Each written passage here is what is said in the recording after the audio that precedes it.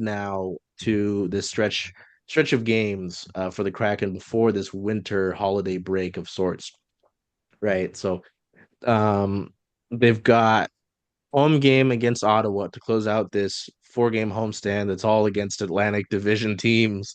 Um, excuse me. Um, you take a point against Florida, you beat the Bruins, you lose to Tampa Bay, and I was going to say this when we were talking about the stretch initially, but you're not fine with a loss, but considering that you'd gotten points in what, five out of the last six games, I'm kind of it's fine. The Lightning, Silvia, great job in mentioning that Gensel Point Kucherov line because that is, I mean, there are not many lines that stack up with that in the NHL. I know Dan mentioned it at morning skate in media. He talked about that line specifically, and that's it's a difficult line to handle. So you'd really like to close out this game, this homestand with two more points, but like both of you have talked about, I think Sylvia mentioned it, but I know both of you have things you can talk about with Ottawa. Um, they're not going to be a pushover. You've got that game on the 17th. There's a day after that between the next game against Chicago, and they'll play Connor Bedard, Ryan Donato, and I think Kevin Korchinski's still there. I love Kevin. And then it wraps up the week with a back-to-back in Vegas against the Golden Knights, and then in Colorado against the Avalanche, which two of the better teams in the Western Conference and the NHL. Not an easy way to go about closing things out ahead of the holiday break. So, how did I go last time? I don't remember, but no, it was Jade first last time. Okay. So Sylvia, just your thoughts on this upcoming stretch of four games before the holidays and maybe any things you'd like to see. And then Jade will go to you to wrap things out here. Yeah, I'm really hoping the power of friendship beats Colorado when it happens. I think that game also falls on my birthday, so listen, Brandon Montour, I'm looking directly at you. I am If my birthday turns out bad because we lose to the Avs, the vibeless team, I'm gonna be incredibly upset. But yeah, really hoping the power of friendship really, comes through for us here. In terms of Ottawa, they've won their last like four games. No, 4 out of 5 games. They won the last 4 out of 5 games. They just played the Penguins. Won in overtime with a goal from Reid Alexander. I think really the star there and the star really it's going to be the goalie Olmark if he plays. Is that how you say his name? Hallmark, yeah. Okay. I love knowing things. It's so fun. Yeah, I think if he plays, and I don't know why he wouldn't on at this point. It's definitely going to be kind of like a goalie battle between him, most likely Joey. I don't see that they will put Gruen again. I know, the Kraken have a better power play.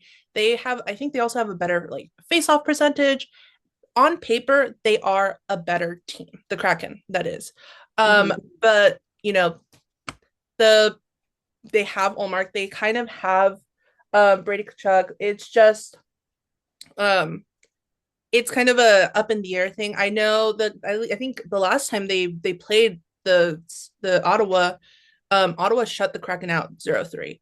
So we're kind of dealing with a team who is like just at the Kraken's level where we get to see, are the Kraken a good enough team, right? Like they're obviously not a great team, but are they good enough to continue to climb up the standings?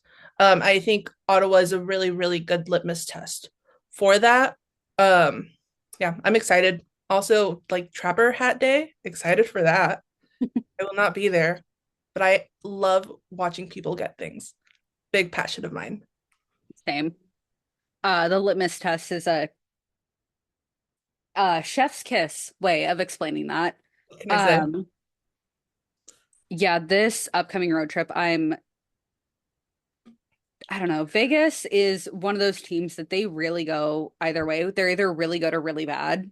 And that kind of seems like the way that it's been, at least their past couple games. I was an avid Vegas hater. And then I went to a game in Vegas, and I'm a Vegas appreciator now, unfortunately. So I know it's really disappointing. I wish that this was not how it was, but it is.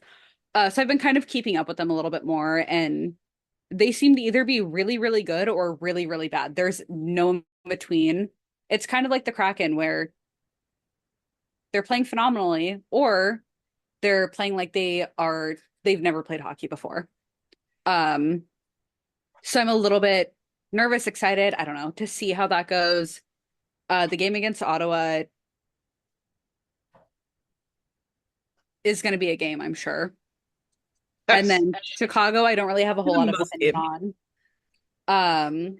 Colorado's, you said it's a vibeless team I or think that is lacking vibes? Whatever you said, that's how I feel too. yes, Yeah. that was the word I used. I think the vibes are just not friendly. They're very rancid. Yeah. We're I gonna use like the power of friendship and overwhelm mhm. them. Yep. Yeah, their whole like new goalie situation, it seems to be really working out for Um, them. Um, Yeah, they I have like the power of wood. They have the power of nature on their side. so much wood. So much wood. But Three woods. I do hope again, they're a very good team. They have Mhm. who was it? What's his name? He's what Which one? all of them, they all look the same to me. Sidney Crosby's little friend, Nathan McKinnon? Nathan McKinnon, Yeah. just Oh, scored Nate 50 Mac. points. Yeah, he was Yeah. like the first player to score 50 points this season.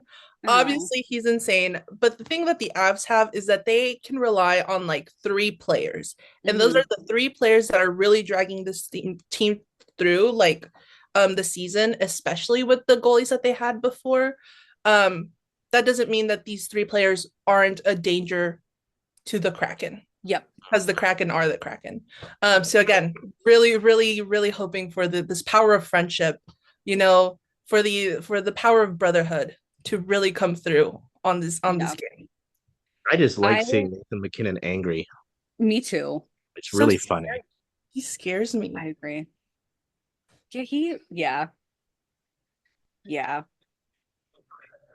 Um, yeah, no, I mean, first of all, for the He brings, Vegas oh comment, my God. um, That's no, intense. I mean, I think what you were saying, with the litmus test is, we're gonna give you more kudos for that. We're gonna give you I have a hockey stick over there, but I'm not committing to the bit that much. I'm not grabbing that. Um, I have one over there and I'm virtually stick tapping well, you. I can go grab mine you from outside. this team is 15-15-2. Their goals for on the year are 96. We can look at this more. It goes deep. They are the definition of mid. Like it, it's remarkable. It is remarkable.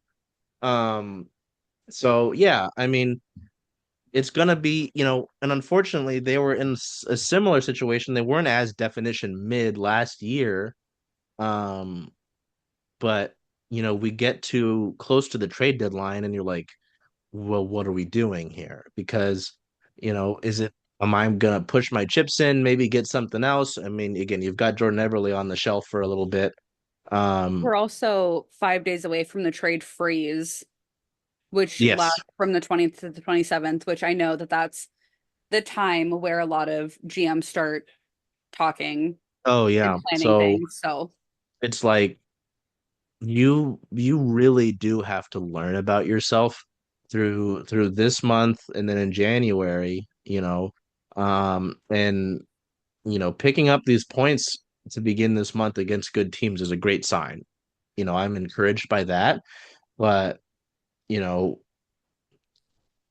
this stretch through January will decide, what you're doing, how we feel about this team going into, the last part of the year. This is another okay. We were just generically mid, and your expansion team core is now aging out with Yanni Gord out of contract, with Brandon Tanev out of contract.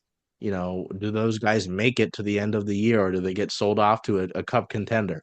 Right. So it's I know I said earlier that I like to grow up and look in the now, but I mean, depending on how the now goes, you're looking at how the future might play out. So, yeah, I mean, you're wanting to improve after how you lost to Ottawa last time, as Sylvia pointed out. You don't want to get shut out again. I would really hate that. And it doesn't make good for our photographers either because there's no goals to capture. Um, but yeah, that back to back is going to be brutal against the shiny golden stinky Golden Knights, and then you go and play Colorado and Nathan McKinnon, and as you said, a vibeless team. Didn't they have it where they were coming off the ice after a game and one of the players broke their stick on top of the tunnel? It almost hit their coach. Yes. Like what? They What is also happening? had one of their players say that they were going to, sorry to swear, fucking kill their goalie. Oh, He has now been traded to the Sharks, so oh, it was in that deal. yeah. But Wow, that was, I think, a year or two ago. So wow, what a love disaster. Colorado. I wonder And if they yet, use those vibes to intimidate the rest of the teams. Like maybe that's what they're doing. I don't know. I've never gotten good vibes from Colorado, so There's mm-mm. something about the height in that city. The altitude It messes messes with with your your head. brain. Yeah. yeah. The only good Yeah. thing that they have to offer is the Red Rock Amphitheater, in Hmm. my opinion. Maybe one day I'll go. But that is the first ever edition. Again, we could workshop it, but if it sticks, it sticks of keeping up with the Kraken. This is Jade and Sylvia, two of our wonderful contributors to our Kraken coverage. It's been really fun. So much of this has been, trying to help myself. I did a lot of this by myself for 2 to 3 years, and then bringing in these talented folks has been fun. Um, and I just wish that our teams were better so they had more fun things to write about. Because yes, we report on whatever happens, but it's obviously more fun when the team is winning. So, uh, until we see you next time, take care of yourselves, be well, and do whatever you can to make today a great day. Hey, Charles. Hey, Jen. Hey, where are you going to watch all those Kraken away games? Kraken away games, making a push. I was thinking of coming here just because Rough and Tumble is the home of Circling Seattle Sports, only if that's okay with you. I mean, I love that idea. Hope to see you here.